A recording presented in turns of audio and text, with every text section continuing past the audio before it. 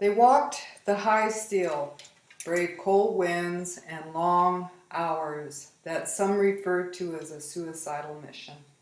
During the construction of the Empire State Building, 6 men died during construction. It was in 1927 a Mohawk worker named Paul from the Mohawk Nation was in court protesting his deportation. Because he broke the Immigration Act of 1924, it created a ripple in history. Little did he know he would be the one to cause that ripple.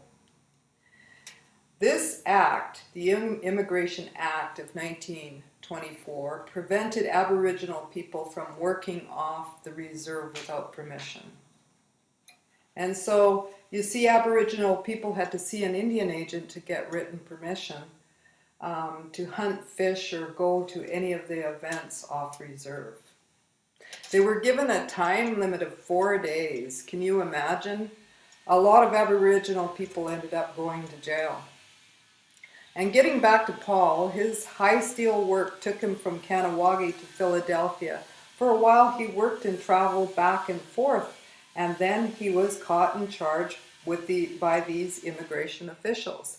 Some say he was encouraged by his fellow iron workers from Kahnawake because many were in the high steel construction work in the 1880s because no one else wanted to work there. And when we think of the courage of the high steel workers and how they did their work, afraid to do, what they did is they worked afraid.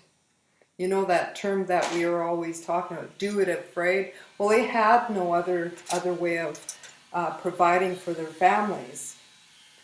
So what I'm holding here, 89 years later, is tinfoil.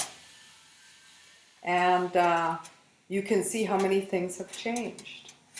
A lot of these stories are woven into art, like the finished warrior mask made of tinfoil, which you'll see a completion at the end. Or maybe you saw that when you clicked on the link. So now that you're almost finished this, you can paint yours, adorn it, and dress it up any way you like. It is very, very fragile.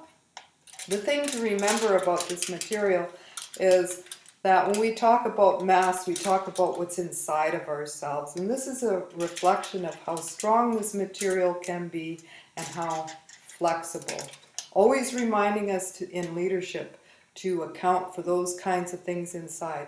Being strong-willed, being persistent, and doing it afraid, which is very courageous in the field of being a leader.